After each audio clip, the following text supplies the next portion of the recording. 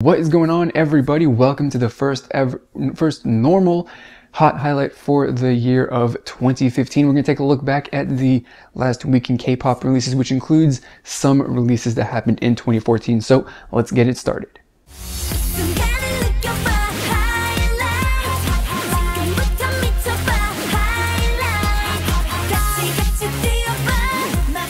If you've already seen the other episode of the hot highlight, you're probably wondering why I'm saying this is the first of 2015. This is the first real normally scheduled episode of the hot highlight for 2015. This other episode, the #1 thing that we learned in K-pop in 2014, is part of a special year in review series. If you haven't seen that episode yet, you should click on this annotation here that will take you straight to it, and then from there you can watch the rest of the videos in that series as they get uploaded, because I have some more coming up very, very soon. So let's get it started. There's only really 2 releases to talk about for this week, and the first up is the brand new girl group from TS Entertainment called Sonamoo, and their debut song and album called Deja Vu. Now, Deja Vu is a song, well, what should I say?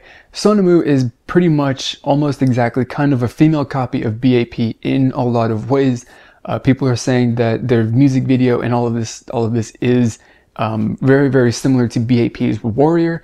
The logo is very similar to B.A.P's Bunny logo as well. All of that. There are a lot of similarities between these groups, but we're not focusing on that. We're talking about Sonamoo as a group and their debut song. The promotion, or the song that they're choosing to promote their debut, is a very, very, very strong one. The first girl group since I started following K-pop 2 or 3 years ago. This is the first girl group that has actually made their debut and has released a legitimate, like, hip-hop style music video.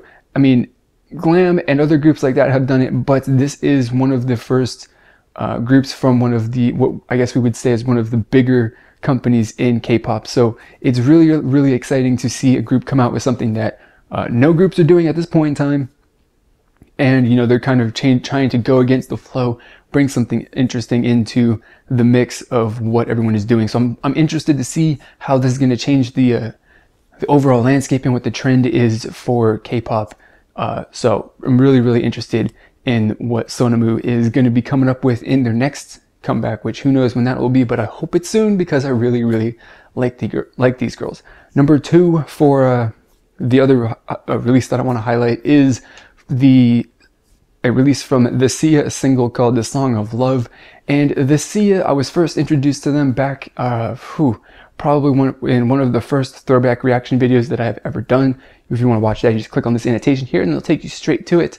And you know, the Seeya, the music that they do isn't really particularly my style, but I definitely really, really appreciate what they do, because their music and the vocals and all that stuff are absolutely amazing. This song specifically is beautiful. And, you know, when I was watching it, and I was kind of like, you know, it felt to me like with a general, not really like an entire lack of like emotional expression that they had while they were singing it, but I didn't really feel a whole lot of emotional expression coming out of the girls as they sang it. But I kind of felt that the entire song was just kind of like, we're just going to leave this up to the listener and the viewer to determine how they feel. And I really, really, really, really dig that. I could be wrong about that. I don't know if you just saw that, but one of my books just moved. But, you know, I could be wrong about that. But, you know, if I am, that's cool. If I'm not, that's super awesome. So the Seeya is a group that you should all listen to. They make very good music. And, you know, just in general, they're very, very, very, very good singers. And that is 2 thumbs up from me. So now let's move on to what my personal favorite songs are that I've been listening to a lot this week. And well, basically, this week has been all about Sonamoo. Number 1, we have got what's the name of the song? Skukmin Yodonseng? Yes, which was third, excluding the intro of their album. It's the 3rd real song on the album, and this is, I listened to this song, and it is the song that sold me on the album, the song that was like, okay, I'm gonna go and I'm gonna buy this, like a physical copy of this album. And you know, just overall the song is fantastic. It's a really fun song to listen to. The chorus is amazing, and it's I find myself, I mean, even after like 1 or 2 listens to the song, I had, found myself singing along to it because it's just, that good and catchy and addictive. And overall, the song is amazing. And so number 2, the song that I want to highlight is Love Call, I believe is what it's called. Yes, Love Call, the second song on their album after Deja Vu. And this song is also very, very, very, very good. Every song on their album is pretty good. Completely different style from Deja Vu too, by the way. So, I mean, if you were listening to this album expecting more of a similar feeling to Deja Vu, you're not really going to get it. Love Call is the most similar, and Deja Vu have the most in like compared to all of the other songs. And it's just fantastic. The thing that I love about this the most is the heavily accentuated beat in the song. Like, if you have trouble following a beat in a song, this song definitely will give you no problems at all. Especially in the first verse, because the first verse, the cadence of the verse matches exactly with the beat as well. Makes it really easy to pick out what the beat is, and it's just fantastic. Overall, these 2 songs are, probably my favorite songs on the album, and they are the 2, songs that, they are the 2 songs that sold me on the album and caused me to get the physical album and my first ever K-pop poster.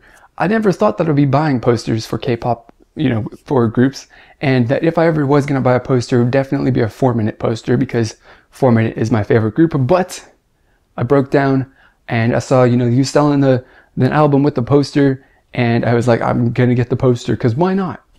I don't know, I might put it up behind me, who knows? But, I mean, this album, though, is really, really good. And I know it's a bit weird. I'm considering that Sonamoo is making their debut in this release in 2015, just because of the way that the week played out, where half the week was 2015 and the last half of it is in 2014 or 2014, whichever. I got the years mixed up, but hey, that's the way it goes. So, Sonamoo, it's all about Sonamoo with me this week. I mean, it's really the only thing that there is to talk about, because unless you're a huge fan of the Seeya, that is really it in terms of major Korean music releases, because I don't know any of the other releases that happened. But, I don't know. That is all that we got for this episode of The Hot Highlight. What I want to know is, what did you think of Sonamoo's debut? Did you like it? Did you, hate it? Were you somewhere in between? And it personally reminded me, while I was watching it, reminded me of 4-Minute Hit Your Heart or Huh song. And, I want to know, right? I want to know from you, does Sonamoo remind you of B.A.P, 4-Minute? Did it remind you of any groups in particular? Drop those down in the comment, your responses to that down in the comments below. I'd really appreciate that. If you want to see more of The Hot Highlight and my special 2014 review series, hit the subscribe button so that you don't miss any uploads as I upload them. And that's going to be it for this episode. I will see you all next Sunday. As always, I want to thank you for watching. I'll see you all next time. Goodbye.